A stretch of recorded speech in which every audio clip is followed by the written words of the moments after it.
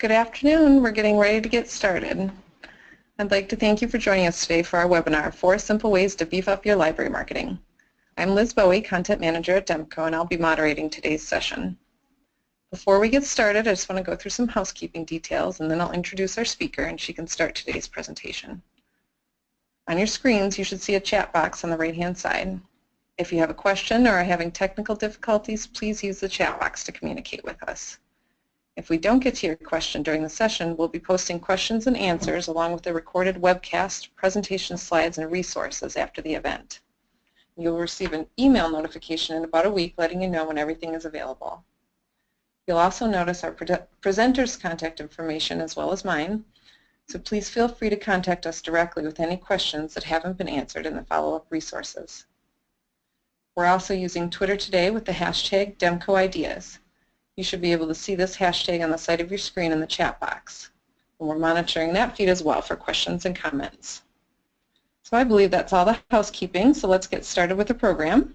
As I mentioned, I'm Liz Bowie, Content Manager at Demco, and I'm moderating today's session. And I'm very excited to introduce you to our speaker today, Angela Hirsch. Angela left a career in the TV news business 3 years ago to accept her dream job as a content team leader for the marketing department of the Public Library of Cincinnati and Hamilton County. She's an advocate of collection marketing for libraries and specializes in targeted email messaging. And she also drives strategy for the content team's efforts to reach unique groups of library users. Angela blogs about all things related to library marketing at superlibrarymarketing.com. And you can connect with her on Snapchat and Twitter at WebmasterGirl. So we're ready to begin today's session. Angela, you can get started whenever you're ready. I am indeed. Thank you, Liz, and thanks everyone for joining us today for the webinar, 4 Simple Ways to Beef Up Your Library Marketing. I'm so excited to talk to you about this today because I love my job. I'm sure you do too. And we work in a unique industry where when one library succeeds, we all get better. So I'm excited to share some ideas with you that I've put into practice here at the Public Library of Cincinnati and Hamilton County. They've worked for me, and I think they're going to work for you as well. So let's get started. And of course, there we go. Librarians are passionate, enthusiastic people, and they have a deep and driving desire to help others and a curiosity for information that is unparalleled in most businesses. Most library marketing departments are struggling to showcase their wonderful organizations because of out-of-date tactics. So I'm issuing a call to arms for my fellow library marketers. There are some really great examples of forward-thinking marketing happening in libraries all across the U.S. But most library marketing departments are still doing things the same way that we've been doing them for the past 10 or 15 years. We push programs, we issue press releases, we send out monthly brochures chock full of text that lists every single branch program and story time, and you know how many story times the average library holds. A lot. Libraries, all kinds of libraries, academics, school, and public, are failing to drive circulation and increase program visits because they lack a marketing strategy and they're afraid to focus. We think libraries are everything to everyone, and in some ways they are, but we can't approach with that philosophy in marketing. Everyone who walks into your building or interacts with your library has their own story, frustrations, and joys. We have 100 niche audiences, and that's what really makes it hard to market a library. It's kind of like if you went to your favorite Italian restaurant and you sat down at the table and you were ready to have a lovely dinner, and instead of bringing you the menu, the waiter brought you a plate of spaghetti and expected you to eat it and enjoy it. Now, some of us love spaghetti, but I'm going to guess that many of us would rather have some other kind of Italian dish, maybe pizza or a calzone. You'd like to choose something that's personalized to you. We kind of treat marketing for libraries the way that waiter does, with one plate of spaghetti, one food, one thing that we think should appeal to everyone, and it just doesn't. We can't keep pushing out messages that appeal to everyone because really they appeal to no one and they don't move our library forward. Okay, so let's address the elephant in the room. Change is hard, especially when you work in a library system. These are organizations with long-standing traditions. We have a history in the communities that we serve. The bureaucracy at any kind of library, school, academic, or public, rivals some giant companies I know. Politics can be brutal. New ideas are hard to pitch, slow to catch on, and they don't always have the full backing of the administration or the board. Listen, I'm here with you. I know how hard it is. I took this job so that I could sing the praises of my favorite public library system. I'm inspired by the work that's done here, and I want everyone else to be too. This is a dream job, but it's harder than I thought it was. But we're also working during a monumental shift in the greater marketing world. I don't know if you know this, but there is a movement among the marketing world, particularly for brand marketers. It's called the 7th era of marketing. And the focus is that customers want experiences. They're looking for value from brands, and yes, your library is a brand. They don't want to just check out items. They want an experience and a connection to their libraries. They want to feel like their library has their back. I think we can provide that. So here's what I propose. We're going to change the library marketing landscape together. We're going to start small, basic, and mostly free. And here are the first 4 steps. Step 1. Turn your blog or newsletter into a content marketing effort. I put this at the top of my list because I think it's the most important thing. And it's also going to feel like the hardest of the 4 steps, but it'll get easier over time, so hear me out. First, I want to tell you there's a pervasive statistic that's destroying library marketing. It's repeated by marketers, educators, civic leaders, parents, pastors. I heard it at a conference last week, and it's driving me bonkers. And it is that the average human being has an attention span of just 8 seconds. So this statistic comes out of a study by Microsoft. I'm sure you've heard it. It was reported by many large news organizations. In the year 2000, Microsoft found the attention span of the average person had dropped from 12 seconds to 8 seconds. Experts, and I'm putting that in air quotes, they say the study highlights the effects of an increasingly digitized lifestyle on the brain. When we talk about this statistic, most people will point out that humans now have an attention span that's shorter than that of a goldfish. A goldfish, in case you're wondering, reportedly has a 9-second attention span. I don't know how they figured that out, but there it is. This tidbit makes for a really great soundbite. It's startling, it's disturbing, and it's misleading. It has huge implications for library marketing because we read that and we think, oh my gosh, I have to do something crazy to grab the attention of my library users. I'm going to have to be big, bold, and loud, or I'm going to lose my audience. Then we create noise, then our cardholders tune us out, and then we're back to square one. There are actually 2 kinds of attention. The attention span that was studied by Microsoft is transient attention, which is the short-term response to a stimulus that temporarily attracts or distracts attention. This is what comes into play when you read a billboard or a sign, or if you watch a 10-second Snapchat video. It has a value, but it's not the goalpost for great library marketing. Library marketers really need to aim for engaging selective, sustained attention. This is the process of focusing on a particular object for an extended period of time. So this is the attention span that you use when you binge watch 14 episodes of The Walking Dead in a single day, or when you read a good book cover to cover in one sitting, or if you go to a concert, a play, or a sporting event. Sustained attention is where great experiences are found and great memories are made. So if you can engage your cardholders' sustained attention, your marketing is going to have a greater impact. Sustained attention is best achieved in a library through content marketing.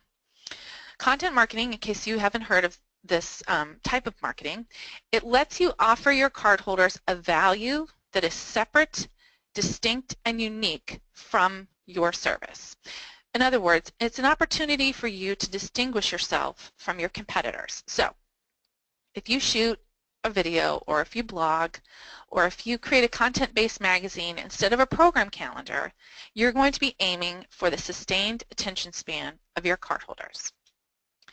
If you want to learn more about content marketing, I would encourage you to go to the Content Marketing Institute website. They have a wealth of info on the topic. Maybe you didn't realize this, but Demco's Ideas and Inspirations blog, which is where you likely heard about this webinar, is also a content marketing effort. They offer tips and strategies for libraries without directly selling Demco products.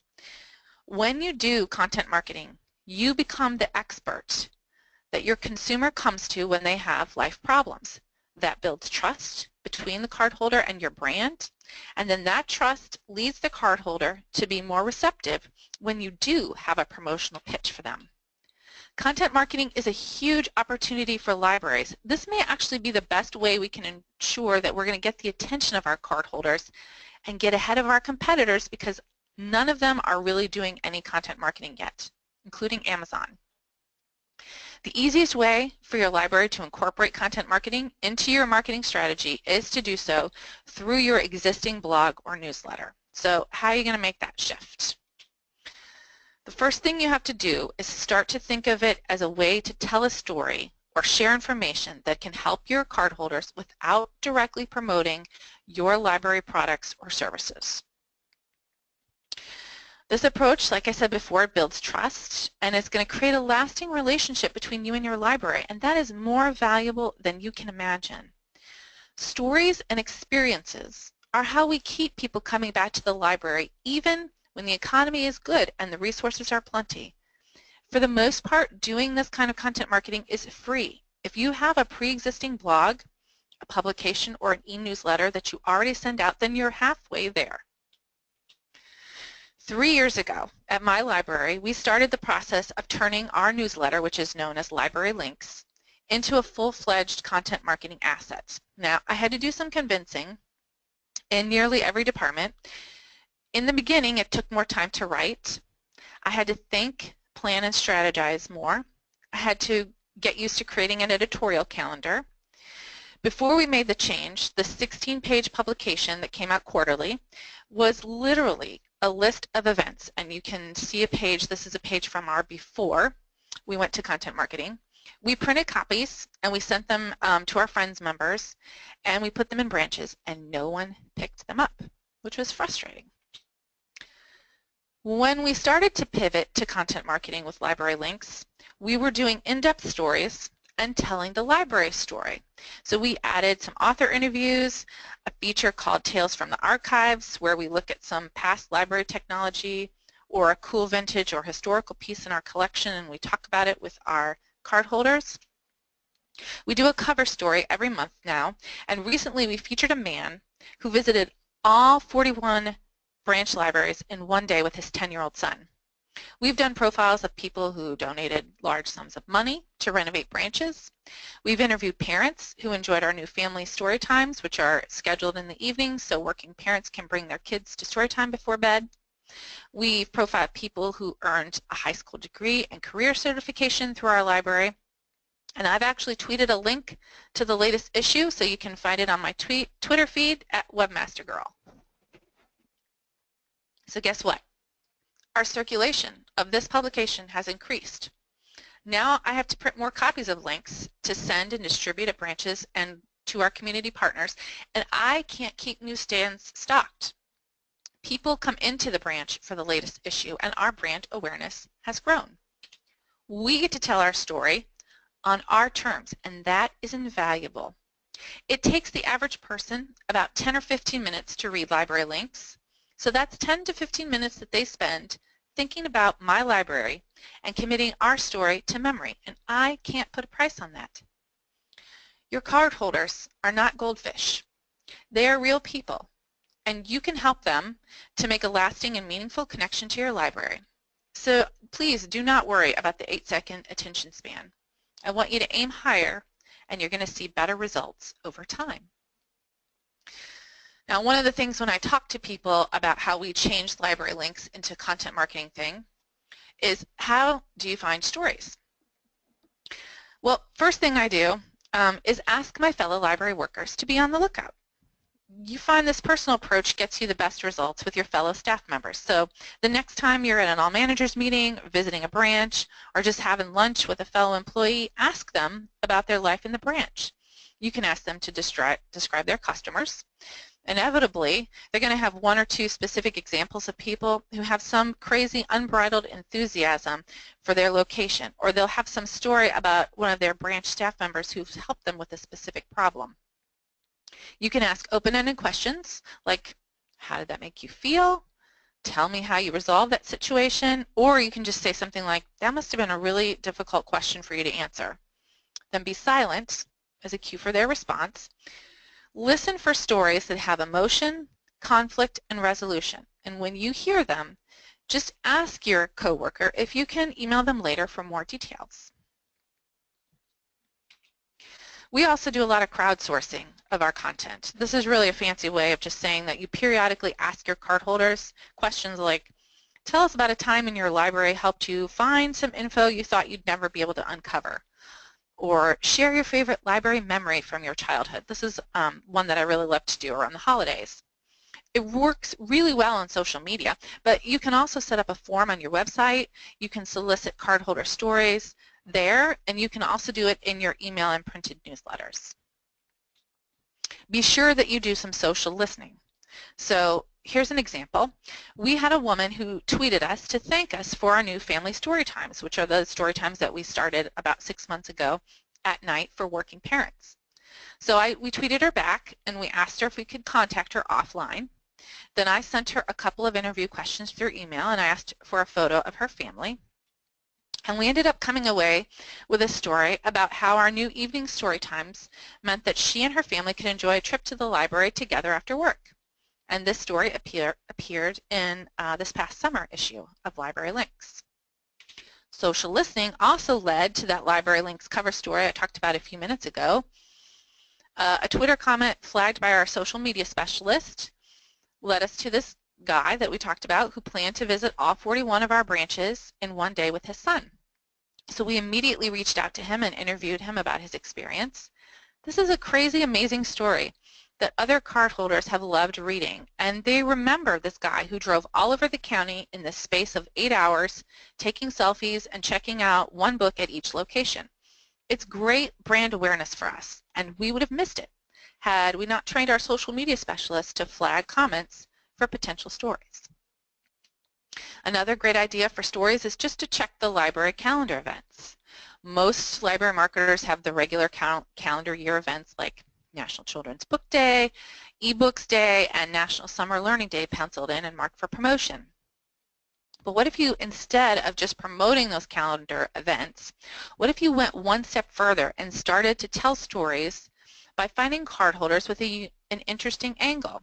So what I mean by that is, I kind of troll our program calendar periodically for unusual events, but instead of just writing about the event, I contact whoever the speaker or presenter is. It's usually someone outside of the library, and I interview them. I just send them like 5 in-depth questions about their program, their life, and their work.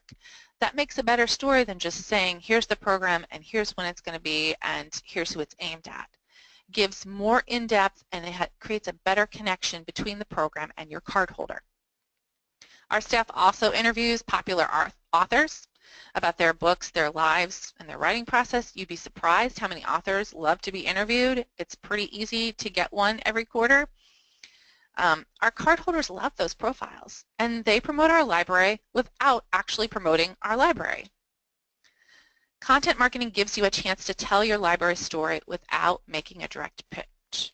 It increases your brand awareness, it improves your library image, and frankly, stories are fun to tell.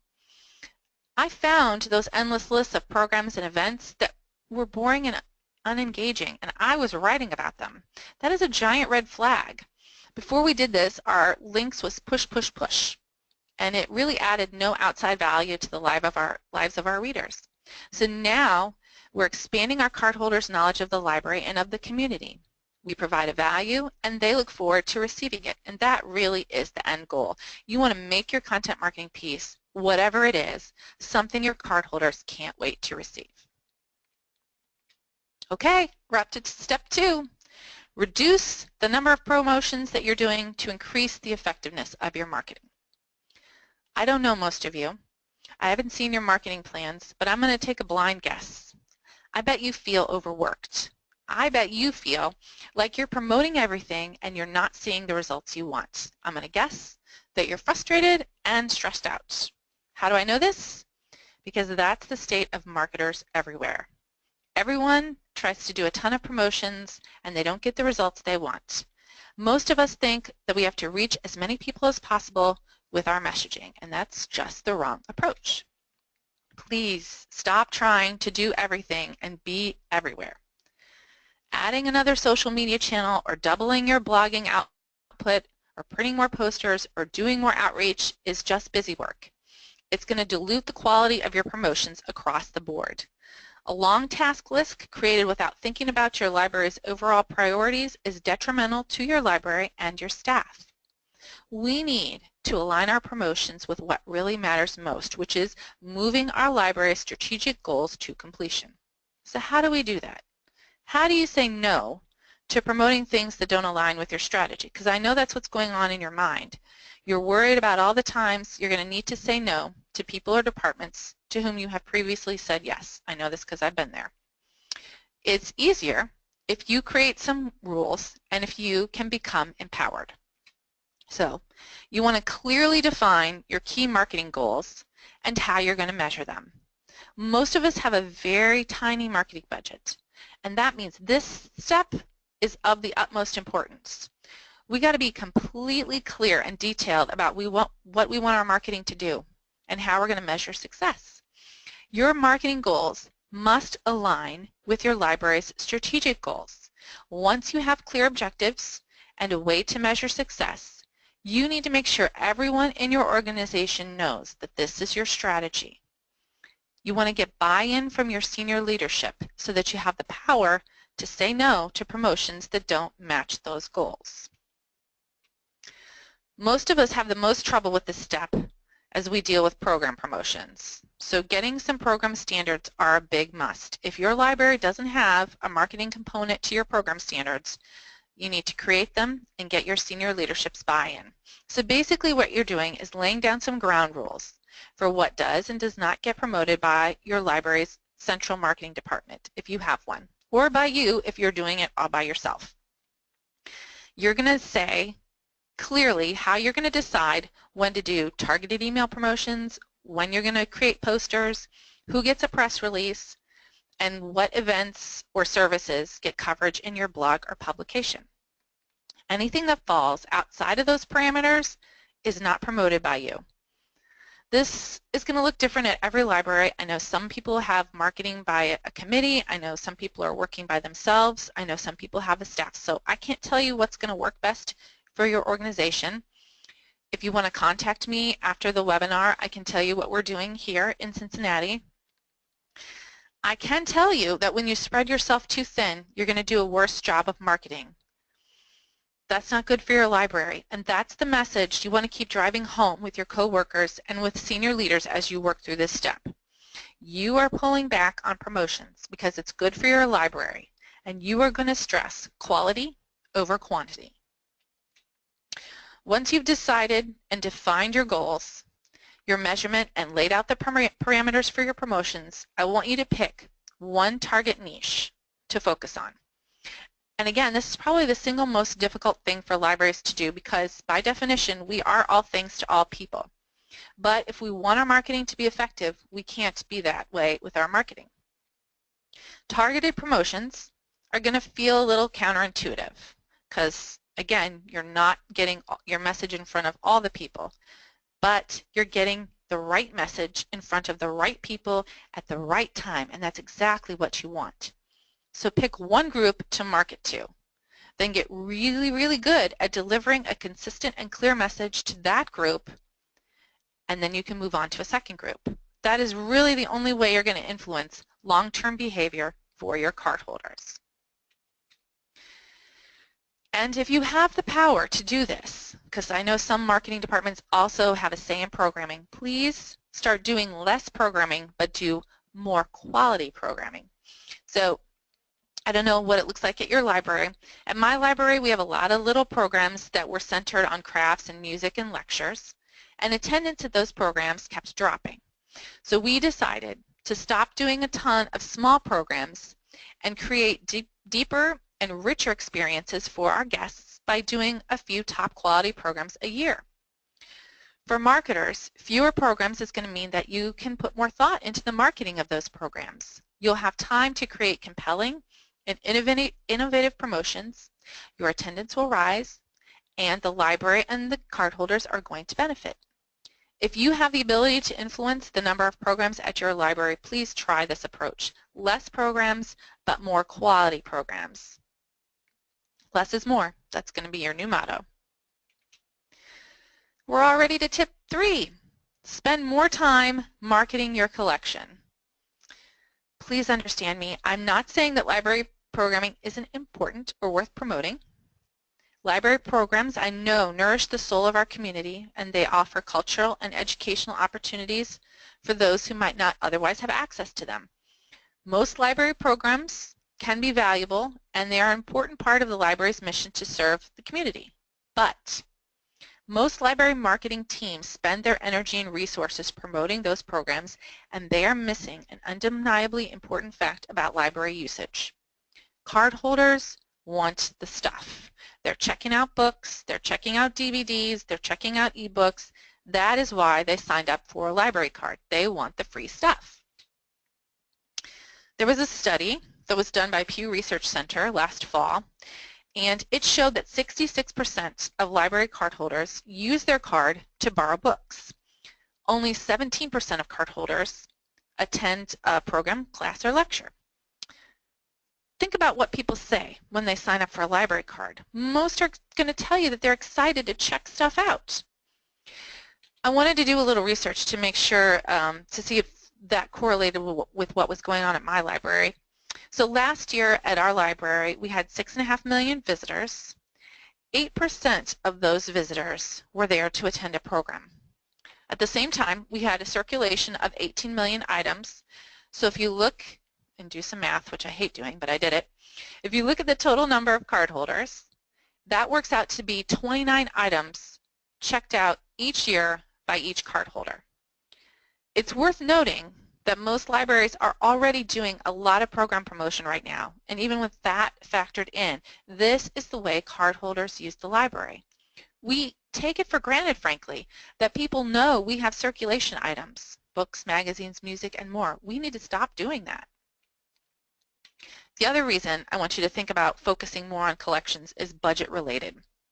I bet if you checked, you will find that your library spends a significantly higher amount on collections than programming. So at my library, the difference is pretty huge. We spend $275,000 a year on programs, and we spend $8.6 million a year building our physical and digital collections. So I feel completely justified supporting the work of my collections department by spending more time marketing that asset.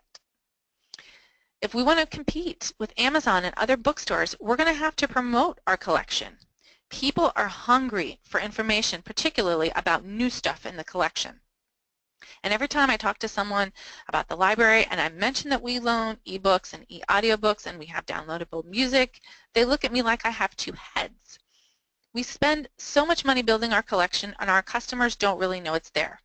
When they want a new book, who do your cardholders think of first? You or Amazon? As Liz mentioned at the top, before I was a library marketer, I worked as a TV news producer. So that means that every night I put together the newscast. I decided what stories were told, in what order, and how they were told.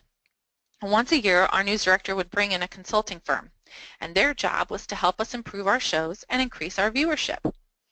I was really proud of my work as a journalist, but at those consultation meetings, when I was presented with feedback from focus groups of viewers, it was clear that most viewers were watching my show for the weather. They liked to hear what was going on in the world, that was nice, but what they really wanted to know was whether it was going to rain the next day. So in TV news, weather is king. In libraries, the collection is king. Collection marketing is a valuable and necessary investment for your marketing department. Now, the best way I've found to market the collection is through targeted emails. That's going to let you reach customers who may never walk into your physical branch, so they may never see that beautiful book display or poster that you've created promoting your collection. If you have the ability, you can divide your card holders into clusters based on who they are or how they use their card or where they live, and then send them messages with direct links to items in your catalog which you believe they might be interested in. In my experience, the newer the material, the better the response. People want to get their hands on the new stuff, and they don't necessarily think about the library as the place to go to get the latest releases. So at my library, we've been changing that perception each month by sending messages promoting our print books, ebooks, e-audiobooks, kids books, digital music, and digital magazines. So once a month, I pick 3 new items from each of those categories, and then I send an email to cardholders who like those kinds of things.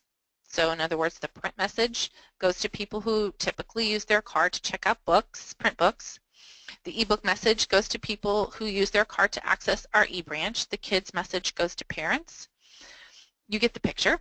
Each message highlights those 3 new items and has a direct links to our catalog to make it really easy for people to check out the items. This is what one of those messages looks like when it's finished. I sent this email on November 7th promoting our new kids books. Before we sent the message, I recorded the number of holds on each title. I could only show you 2 because my screen couldn't show all 3. It's a strangely sized format, but trust me, there was a 3rd book. We sent this to parents, and I recorded the number of holds on each title, holds and checkouts, and then I watch how circulation goes for those titles for the next 3 days, because in my experience, and I've been doing targeted email messaging for 18 months now, it usually takes about 3 days for someone who is interested, for an interested email receiver to open the email and to click on a link. After 3 days, activity drops. I don't know why, but that's just what I found. The preliminary stats on this particular message show that 91 copies of these 3 books were checked out as a result of the message, which is an increase in circulation of those 3 titles of about 75%. If you can't do targeted email messaging, and not everyone can, you can start collections marketing right now using social media, especially Twitter and Pinterest. Pinterest is a great place to do collection marketing. We have a new books board on Pinterest, and we periodically go through our new arrivals feed and every day pin books to that board, and we've raised the amount of traffic that our website gets from Pinterest to about 20%. You can also feature books on the front page of your website. Not a ton, pick like 1 or 2, leave them up there for a couple of days, switch them out, however much you can handle with your schedule. You can create themed book lists, and if you work in a library with a collections department, they will love to help you with that. Just ask them, pick a theme, ask them to create a book list, tell them to pull 12 great books in this particular theme, and I guarantee they're going to be off and running with the idea. You can talk about new books and popular books in your podcast or on your blog. I want you to spend a few minutes every day marketing your collection. It's going to increase circulation, it did for us, and it will reinforce the image of your library as a place of vast resources in the eyes of your cardholders. And some of the magic and fun, frankly, is getting to know the tastes of your cardholders. So every month when I go to pick out the items, I get a little better at picking things my cardholders like. You will too. You're going to get to know your cardholders better through targeted messaging, and that's another invaluable thing. The better you know your cardholders, the more effective your promotions are going to be. Step 4, the last step, get the most bang for your buck from all your social media posts, especially your organic posts. I have a confession. Until last year, my library did not have a documented social media strategy. We basically posted on all platforms and did that thing where we tried to be all things to all people. And it ends up feeling like you're feeding the monster who never really quite likes what you have on the plate. It's exhausting.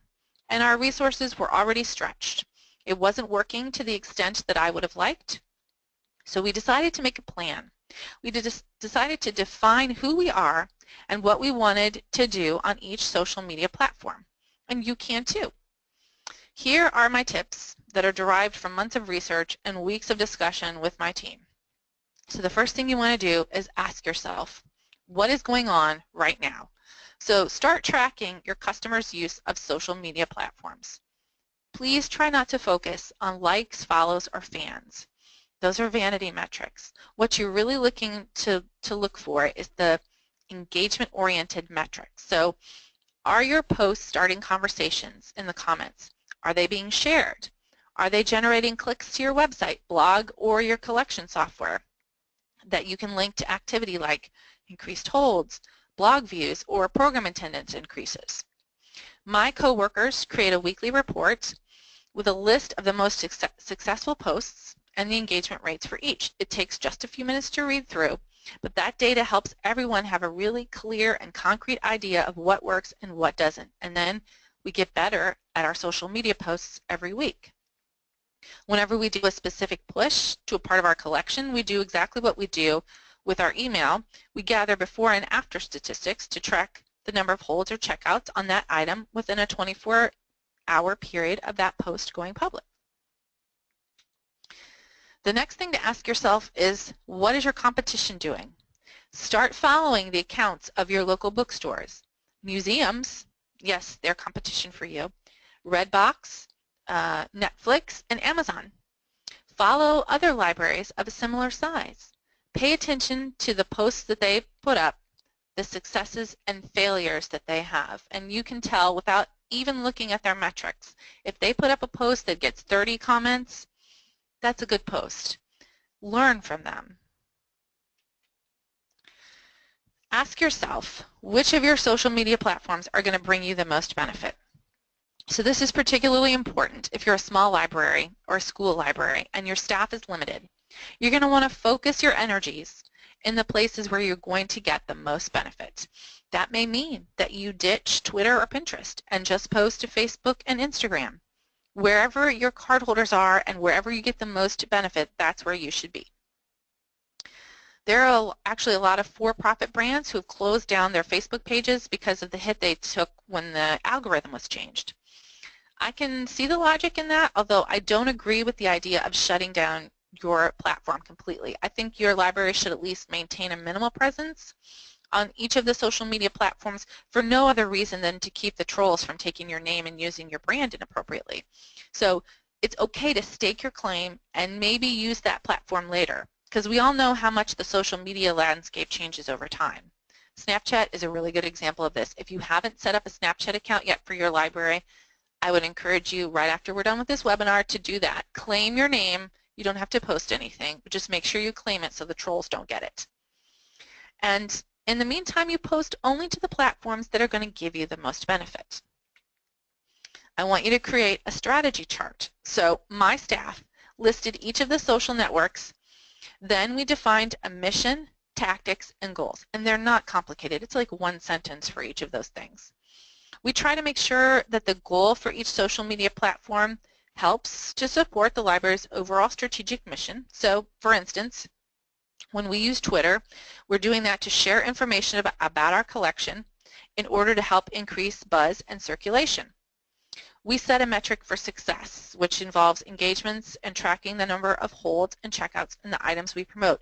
And it may totally be a guess the first time you do it, and then you can adjust it as you start to look at how the engagement is happening. It's okay to just guess in the first part.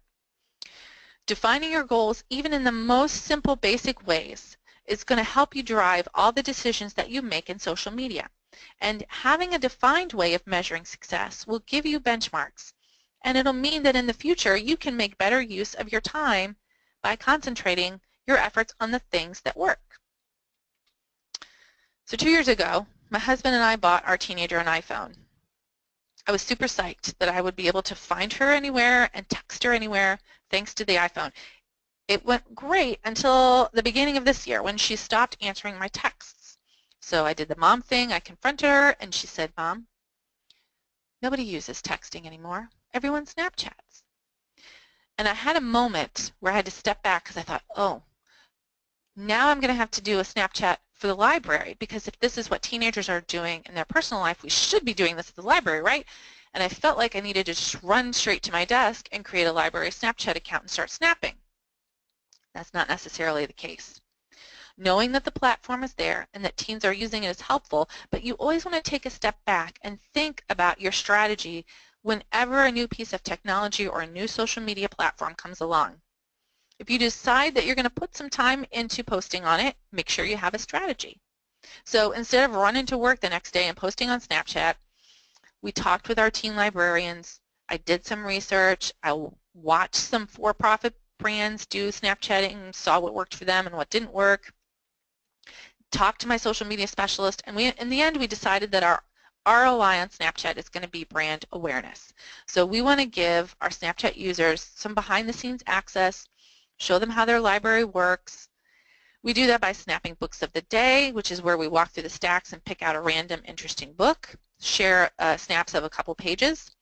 We do a lot of behind-the-scenes stuff like snapping our cataloging and processing line, or the craziest thing is we snapped a video of somebody dropping books into the book drop, but from the librarian side on the inside. That was one of our most viewed Snapchats. It was crazy. We sometimes do 10-second book reviews with our librarians, so our card holders are introduced to the librarians, even though it's only 10 seconds, and they get some reading recommendations in a 10-second snippet that makes them feel valued and connected. We don't post to Snapchat every day. In fact, we probably only do it 2 or 3 times a week. We're not putting a ton of effort into it, but we are building brand awareness on it and meeting our goals for that particular platform. Remember that social media is very fluid, and that's the hardest thing for libraries. Platforms are going to constantly change the rules, so it's important to think of your strategy, your social media strategy, as a guide. It should not be set in stone and unmovable, because when the algorithms change, you're going to need to realign to keep working toward your goal within those new confines. But if you have a defined strategy, you're going to be able to chart a course for success and demonstrate how your efforts are making a difference for your system. So be sure to set a regular meeting to talk about each platform and how you're meeting or not meeting your goals, and readjust your strategy as necessary. At my library, we do this once a month. Library marketing is hard, but we're in a unique industry. We help each other because when one library succeeds, we all succeed. We work in the greatest business in the world, and I hope that these 4 tips, adding content marketing to your marketing strategy, reducing your overall promotional load, marketing your collection, and making social media really work for you, are going to help you reach new levels of success, because I am rooting for you. Again, if you want to contact me outside the webinar, I have a blog where I talk about marketing at superlibrarymarketing.com, and you can find me on Twitter at webmastergirl. And now I'm available for questions if you have any. Thank you so much, Angela. We do have time for a couple questions from our listeners. I just want to remind everybody that the full Q&A will be emailed out to you next week if we don't get to your question today. So Angela, we'll start with a question from an academic library. They're wondering if you have any tips for how they can best communicate their services to their students. Yes. I think, thinking about how much stuff, I'm assuming this is college students, so how many things college students are inundated. I have a 16-year-old daughter, and I'm already getting tons of collateral from colleges trying to get her attention in emails, and it just is, it's noise. I think if you approach students on a one-on-one basis and do a lot of interactive, personal talking, it's going to be the best strategy, because it is more personal and they're going to remember that communication because they're inundated with messages and you want to make a connection with them. Another idea would be to identify a service that you would like to promote, and then to team up with professors or faculty who have students who would benefit from that particular service. So maybe the professor or faculty would give you a few minutes during class, or maybe they would hand out collateral for you during that class that's specific to the work that those students are doing, that'll funnel them to your library to take advantage of your service. I think another thing to do, I'm assuming most academic libraries have students working as at least as shelvers, sometimes they're at the desk, ask students who work in the library to talk up the services through word of mouth to their friends and organizations. And definitely do social media, because that is where millennials hang out, in social media. And I know there's conventional wisdom that teens run from marketing messages on social media, but if you present it to them, particularly if you're doing content marketing stuff, if you present them with a pitch and it's not every day, but something that's targeted to them, it's going to resonate with them and they're going to engage with it. Thank you, Angela. The next question we have is, how do you organize having multiple people be in charge of your social media and be motivated to post things? Yeah, I'm lucky. I get to hire my own staffers who work on the social media team. But so I'm looking for people who are enthusiastic about social media, who are willing to put time into research trends and changes in social media. But sometimes I also run across co-workers in other departments of the library who have an interest in social media, and I pull them into the team because I want to harness that excitement for the platforms. And then what we do is we have an editorial calendar for social media as well. So we have assigned days where people are assigned to post things, and we give them an assigned platform. And I really don't have a problem with people not fulfilling their commitment to the editorial calendar. I would caution you not to create a team that's too big. You want to keep it as manageable as you think you can handle, but make sure there's one person who monitors the editorial calendar and who makes sure the people who are on the calendar are doing what they're supposed to be doing. But really, if you just want to look for people who have a passion for social media, and they're not hard to spot. You can even look, I confess to doing a little bit of trolling on the personal accounts of my librarian coworkers, and then I kind of talk to those folks outside of the library. I might take them to lunch or take them to a coffee and just say, you know, I've noticed your personal account, you have a passion for this, would you be willing to post once a month or twice a month for the library? I think you would have a great perspective. And most of the time they're going to say yes. You just have to be on the lookout for the right people. Thank you. Our next question is from a school librarian, wondering if you have any tips for a school librarian looking to increase circulation and promote their library services. Yeah, I think I would go with the same advice that I gave to the academic librarian. I would advise you to work closely with teachers. Make a connection between the curriculum that they're teaching, and then you can find ways to complement it with your collections and your services. I think another thing that all libraries do, and we're all guilty of this, is we don't make it easy for our cardholders to use our services.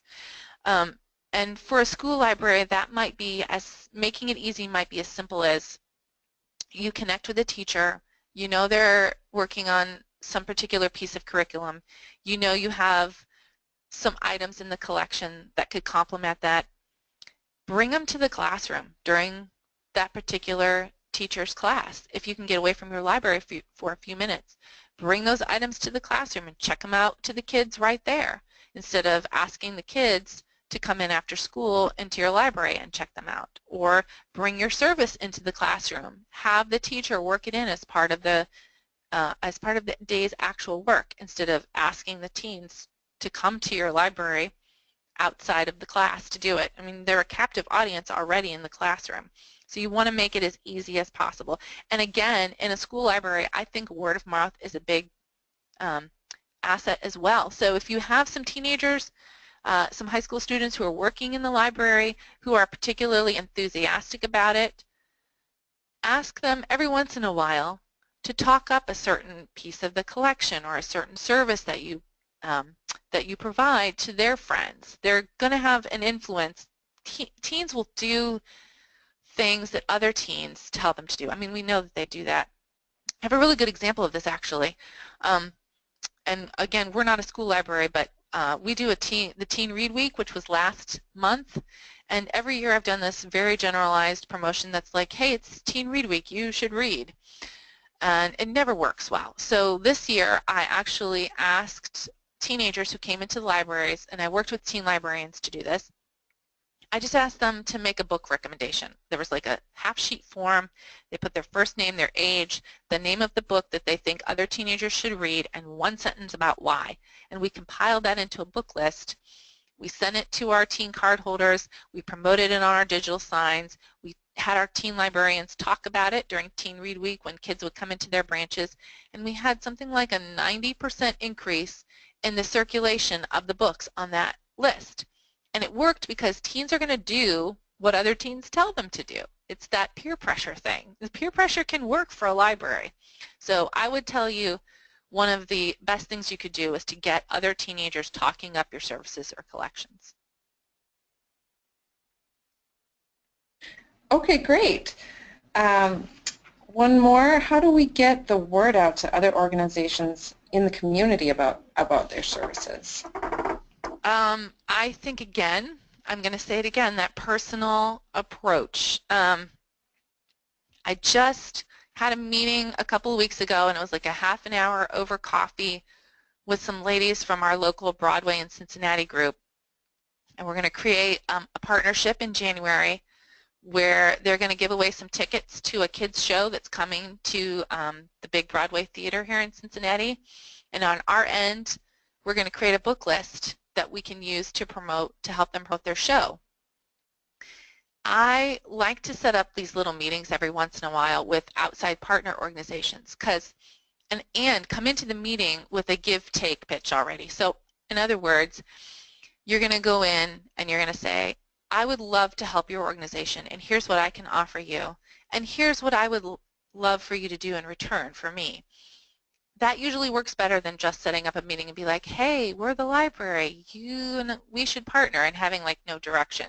If you have a direction already, it's going to be a successful meeting, at least in my experience. And that one-on-one interaction is really important. I go through this every summer. When we do our summer reading programs, we have to get partners, and I'll send an email like 3 months before summer reading starts, and I might get one response back out of like 20 emails. And then I'll make some phone calls, and I'll get maybe 3 or 4 responses back. And then I'll start visiting partners, and I can get everyone on board that I need to get on. It's that personal interaction. People want to feel like you value them, and there's no better way to do that than to meet with them face-to-face. So if you really want to get a partner organization online with you, you need to make a face-to-face effort, which is more difficult. It takes more time, but in the end, it's worth it. Great answer, Angela. Thank you. One more question. Do you have any tips for how to market your collection to older patrons who might not use social media? Yes. We do a featured book of the month once a month that our librarians pick out. And for our older card holders, 2 things work really well. One is emails, and I know not everyone can do this. There are some email platforms that you can use out there that are free, particularly for smaller librarians. MailChimp, I want to say you can have the first 2,000 email messages free, or email addresses free before you have to start paying for it, and their pay system is a very nominal fee. So we send emails to our older card holders, but we also, in that instance, I will create a bookmark, because for my older folks who come into the library, they are old school bookmark users, and that is a great way to market the collection to them. We also work a lot with our outreach department, and our outreach department does a lot of visiting nursing homes and senior centers, and those bookmarks work really well for them too. We send them out with those bookmarks, and again, those older patrons are old school. The bookmark works really well for them. In that way, we're trying to do the thing that engages most with that particular age group. And I do find that emails work with older folks too, if you could do an email. I would also argue that there are a lot of older folks on social media, particularly Facebook. Facebook has become the place where baby boomers hang out. My 94-year-old grandfather is on Facebook. So sometimes we have this notion that older people don't like social media, but there are platforms where they engage heavily with libraries. And so I would ask you to take a second look, particularly at Facebook, in marketing to the older generation.